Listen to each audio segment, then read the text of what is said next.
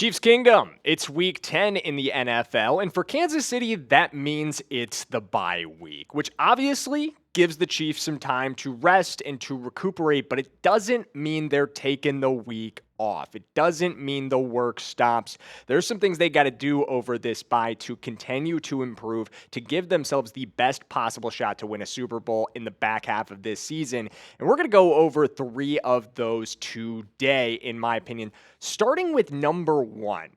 The biggest one, you've got to get healthy up front. That is the number 1 thing on Kansas City's checklist this bye week, and we're going to get into that in just a second. But the number 1 thing on your guys' checklist this bye week should be subscribing to the Chiefs Report by Chat Sports. We're going to keep you guys covered with all the Kansas City Chiefs news and rumors you need. It's the bye week. I'm sure a lot of other Chiefs channels and Chiefs podcasts are taking the week off, just relaxing, no preview to do, no game to discuss. Not us. Not us here at the Chiefs Report. We're right here with you guys, giving you the Chiefs news you need to know and the bye week changes they need to make, starting with just getting healthy, guys. The injuries have been stacking up. Looking at the offensive line in particular, Josh Simmons, not technically hurt, but he hasn't played since week 5 against the Jacksonville Jags. So it's been over a month since we've seen Josh Simmons on the football field. There's going to be some rust to shake off there for him. Trey Smith, he's been dealing with back spasms over the last couple weeks. Left that week 7 game against the Raiders, came back and 4 pressures allowed actually versus the Bills. That says Jags on there. That's my bad.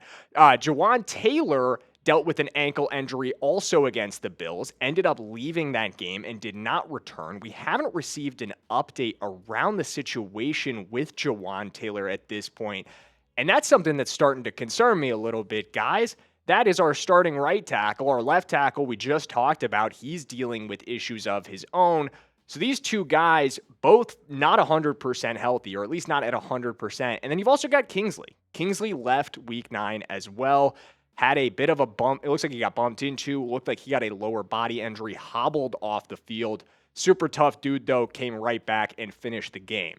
And speaking of really tough guys on our football team dealing with injuries, Isiah Pacheco, MCL sprain still a factor for him.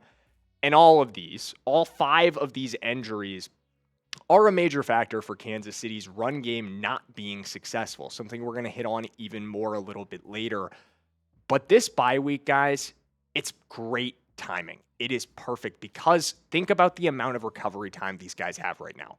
14 full days from November 2nd, the last time we had a game, to get back to 100% before our Week 11 game versus the Broncos. I wouldn't be surprised if all 5 of these guys are out on the field because, like I said, this is perfect timing. This gives them a ton of time for us to get 100% healthy. And in a year where there have been a ton of injuries across the NFL, in a year where it feels like things are going to come down to who's the healthiest at the end of the season, this is a perfect opportunity for us to reset and reload before the back half of the season to get this offensive line back to 100%. Because, guys, when Josh Simmons and Jawan Taylor were on the field together, they were 2 of the best tackle, or this unit was playing like one of the best offensive lines in the NFL. I think we can get back to that, and I think we can get back to it quite quickly. But it's going to require that everybody be at 100%. And this 14-day window that we have right here is the perfect opportunity for them to do that. And it's also the perfect opportunity for them to figure out how to run the football. Guys, I'm sick of talking about it. I am sick of talking about our run game struggles. And it hasn't gotten, of course it hasn't, it's gotten a lot worse since Isiah Pacheco's been out. But even with Pacheco in the lineup, we have struggled to run the football all season long. It has been the consistent issue for Kansas City this year, that and getting after the passer. Something else we're going to hit on again a little bit later. But I want to hear from you guys here. I want you to be the coach for a minute. Who would you put in charge of this running back room? I think all 3 of these guys have been given opportunities to step up. I don't think you could say it's that any of the 3 of them have run away with it to this point. So I want to hear from you guys. I think Any answer you can make a strong argument for. Type IP for Isiah Pacheco, type KH for Kareem Hunt, and type BS for Brashard Smith. If you're asking me, I'm probably going with Brashard. And I know, you look at these numbers, that doesn't make much sense. Brashard Smith, absolutely not the guy who looks the best from this group. That's Patrick Mahomes. And it's not even particularly close. 47 carries for 285 for Mahomes. He's averaging over 6 yards per carry. He is the only guy on this team averaging more than 4.5 yards per carry. That is not good, friends. He is still carrying far too much of the load of our run game. I think this is unsustainable. In fact, I don't even think it just is unsustainable. That's not even an opinion statement. That's just a statement of fact. Eventually, this is going to come back to bite you. If you have your starting quarterback, the most important player, not only on your team, but the most important player in the NFL. I don't think there's a player that contributes more to his team than Patrick Mahomes does to the Kansas City Chiefs, and we can't put him in harm's way this consistently. But to his point, he's running because he feels like the offense needs it, and I don't blame him. Look at the rushing stats over the last 3 games. 71 carries for 276. Can't even get over 4 yards per carry, and we've gotten in the end zone 3 times. And high explosive runs have been non-existent in this offseason, or in this offense. Something I have made a huge point of again and again. Something I thought there was a clear solution to. But we turned down that solution. We left him in New York because we didn't want to give up a 3rd-round draft pick. Stinks. Absolutely it does. But you can't spend the rest of the season licking your wounds on the Breece Hall trade and bemoaning the fact that this didn't happen. You've got to find a solution here. You have faith in this room. You had faith in Kareem Hunt, in Isiah Pacheco, and in Breece Hall. You chose not to make a trade. Now you need one of those guys to step up and be the leader here. And speaking of leaders, if you're looking for the leader when it comes to food for your tailgate, the number one, it is Omaha Steaks, guys, and it is not particularly close. And I love Omaha Steaks so much. I've told you guys so much about my personal experiences with Omaha Steaks, about getting them for my tailgates, making dinner with my fiance, whether it's steaks, whether it's burgers, that I actually just got a bunch for the boys. Holidays are coming up around the corner, and I need some gifts. And you know what makes easy gifts the best steaks, the best burgers in the industry? Omaha Steaks is the official sponsor of Tailgating.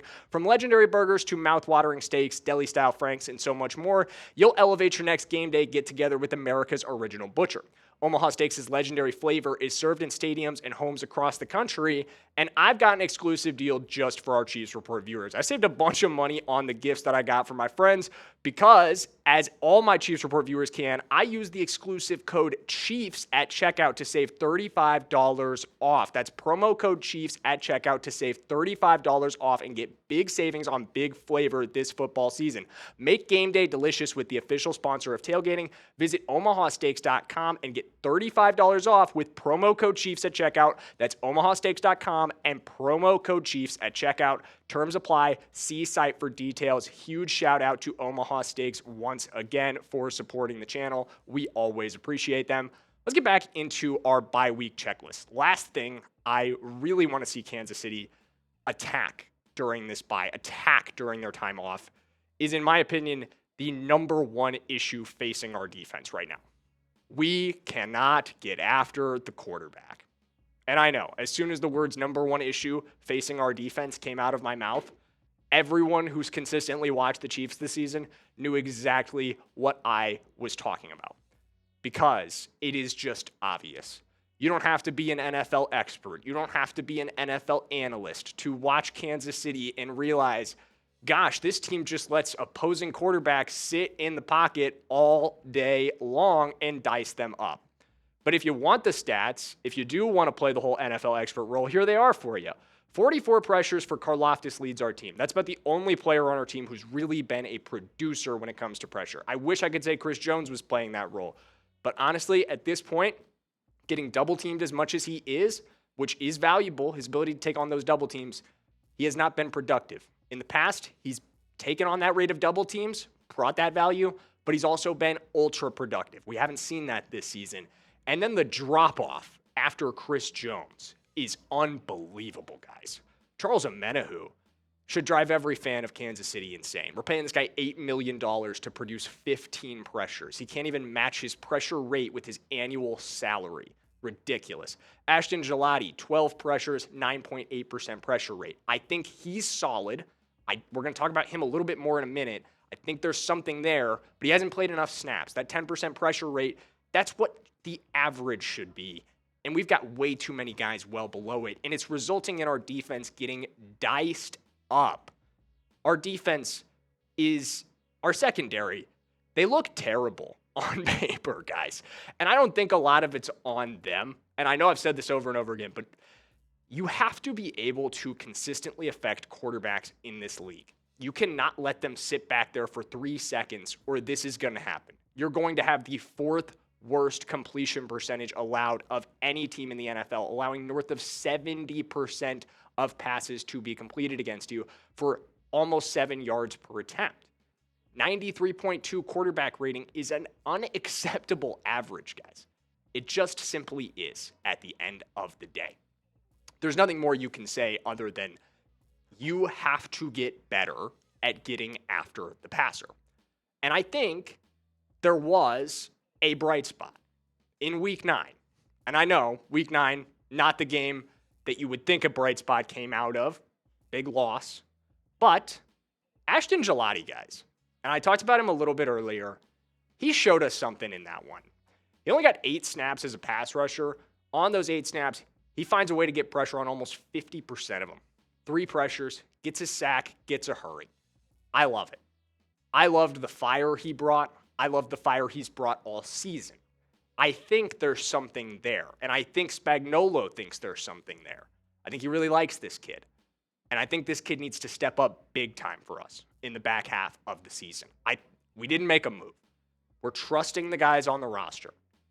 So this is what it comes down to. If we're going to get improvement in the run game, it's going to be Brashard Smith stepping up. And if we're going to get improvement along the defensive line, the number one guy I see that coming from is Ashton Gillotte. And I think he's capable of it. We saw it at Louisville. This guy was a stud at Louisville. Super, super productive. There was first-round buzz around him at times. I think we might have a steal on our hands, and I think it's up to him in the second half of this season to prove it. So let's go through the checklist one more time. Everything I want to see Kansas City accomplish during this bye week. Number 1, just get healthy. Even if that means rest time for a lot of the guys on the offensive line, even if that means rest time for Isiah Pacheco, I'm okay with it. Let's just get back to 100%. We got a rough schedule going down the rest of the way. We need our guys at 100% for it. Number 2, speaking of Isiah Pacheco, we got to figure out the run game. And I think a lot of that is connected to the health of the offensive line, but I think a lot of that is also connected to not involving Brashard Smith, our most explosive option, enough in that area yet. I think he needs to get more touches. I think we need more design in the run game for Brashard Smith.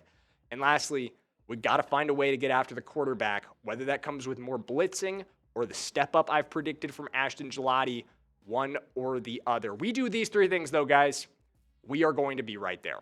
We're already right there in a lot of ways. I think there are just a few things we need to make before we are the Super Bowl favorites, in my opinion, and I'm looking forward to seeing Kansas City do them in the back half of the season. I'll see you guys next time. Let's go Chiefs.